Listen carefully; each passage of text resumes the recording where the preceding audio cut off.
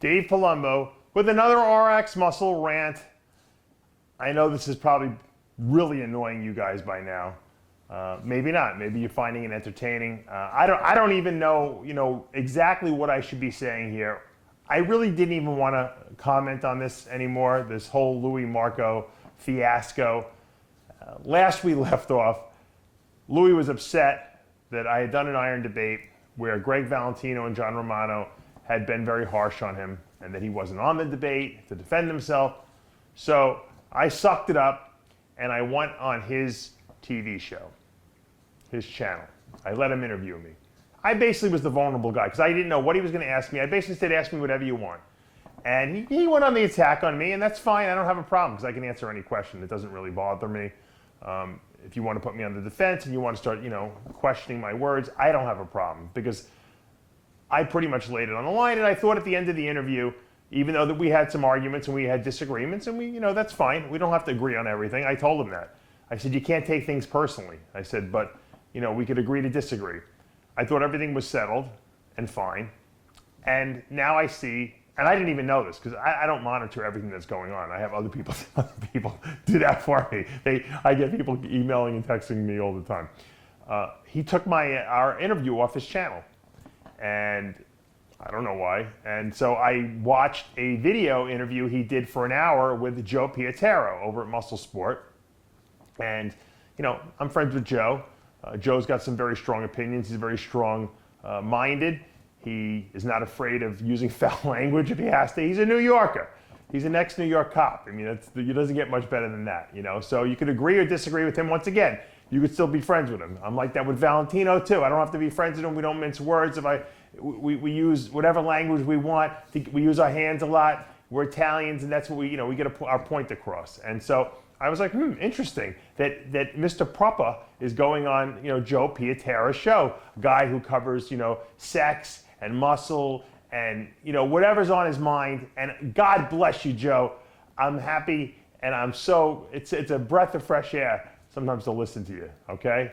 You probably don't get enough views for what you put into it, but you will, I promise you, because I think you're doing good stuff. Anyway, Luimarco comes on there and basically trashes me the entire interview. Now, I know most of my followers say, but, half of them say, why are you even bothering addressing this guy? And the other half say, go get him. And this is not what this is all about. I want to address a couple topics. I think it's important. Because by him taking that down, that was a little disrespectful to me because they basically said, all right, I spent an hour interviewing with this guy. I answered all his questions. We went through a lot. I did it at 12 midnight, on a weekend night. I could have been spending time with my family. So for him to take it down, I got to break down what's going on here. First off, I want to start by saying that Luimarco is a name dropper, okay? People who drop names, hey, I talked to Kai, I talked to Phil, I did this, and that. Those are people who are usually very insecure with themselves and very unsure. There's a lot of people in a lot of industries that make it, and don't really know why they make it, and so they feel like they're not worthy. Now, they're never going to tell anyone else that. They're going to take the complete opposite route.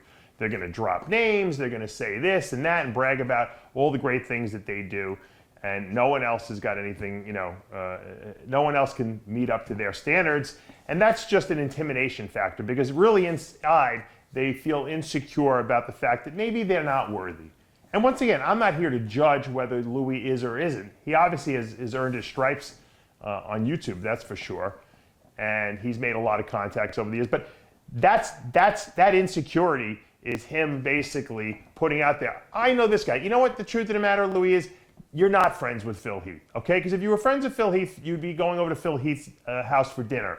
Also, if you were really good friends with Phil Heath, number one, you wouldn't have thrown him under the bus after the Olympia to that degree of harshness. And if you really were that close to Phil, you would have called him personally and told him you guys could have worked it out, or Phil would not have been so offended by the harsh constructive criticism you gave of physique at the Olympia.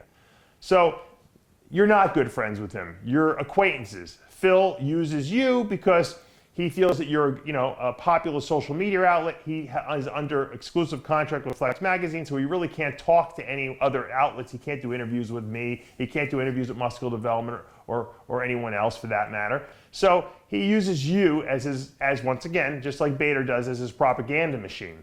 And so he figured, oh, we're tight. He's going to watch out for me. He's never going to badmouth me.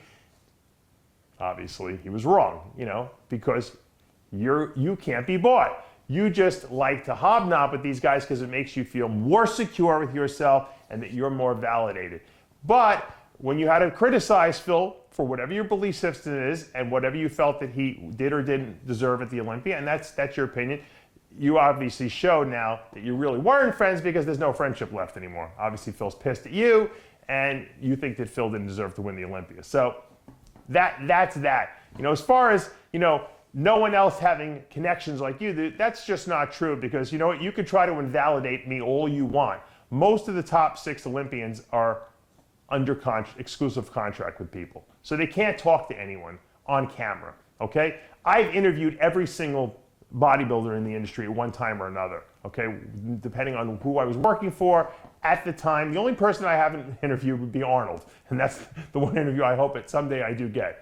I've never officially interviewed Phil because he's always been under contract with someone since the day he, stepped on a bodybuilding stage. And do you blame anyone? The guy's, he's a bodybuilding prodigy for that matter. So, your name dropping is not validating what you're doing and invalidating anyone else.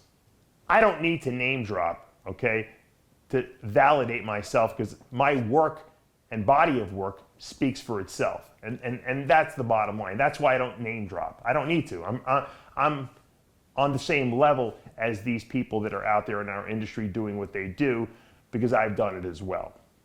Another asinine thing that you said was that, oh, Dave's just upset because RXMuscle greatly underperforms on the internet in the bodybuilding segment.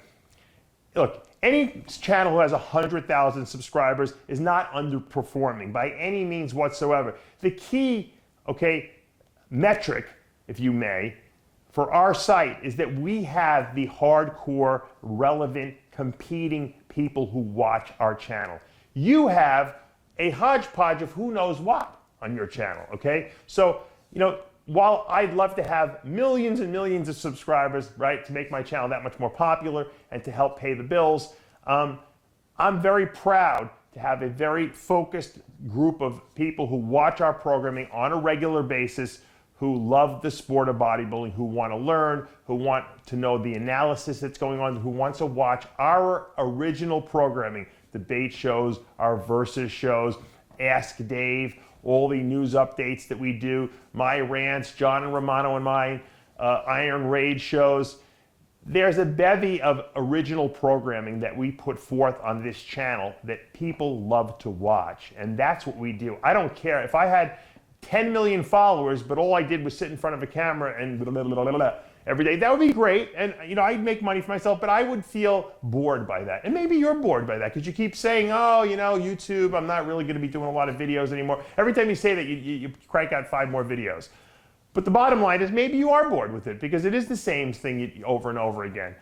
The great thing about what we do, on our underperforming channel is that we put out original content that everyone else seems to respond to because every other channel out there seems to be always responding to what we're doing here. So we must be doing something right, and something original. The real question here is, why did Luimarco take down my video? That's the question.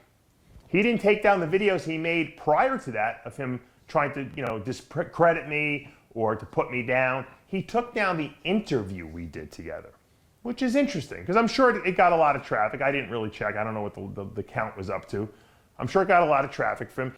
He took it down because he feels threatened by me. Why? Because I'm not one of these guys that's afraid to answer him, worried about his posse coming and attacking and putting me down because I don't care what people think about me. I am a guy who challenged him, answered his questions. I went on his show, I knew he was going to ask me every simple question, trying to get me to contradict myself. I put it out there. This is what I believe. You don't believe that? That's fine. But he didn't like that. But the real reason was that when I broached the subject of like, look, you have a lot of followers. You have more followers than I do on YouTube, which doesn't mean you have more bodybuilding followers. It means you have more people who subscribe to your channel and who watch it. That's the truth, and I cannot deny that. However, when I approached him and I said, look, if CBS or NBC or whatever the networks are out there, ESPN, wanted to put a bodybuilding programming on television, okay, and they needed someone to do analysis, I said, they're not going to go and pick the most popular social media guy out there, okay, you, Louis.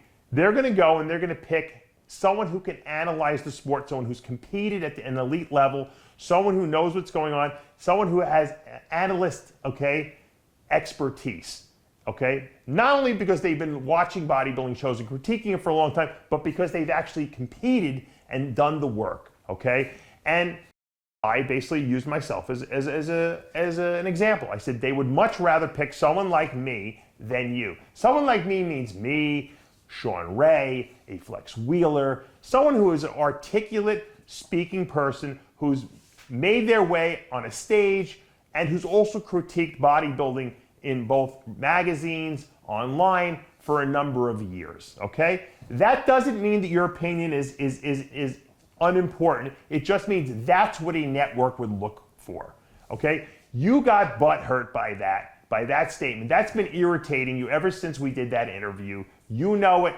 and I know it, and that is the real reason you removed that video.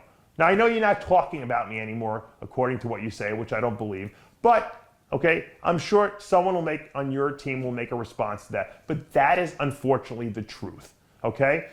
It's what I believe. I'm sure most of our industry believes the same thing, and your fans are telling you the same thing, and that's why you removed that video, because it's irritating you. And that's fine. But you know what? You should have just admitted it.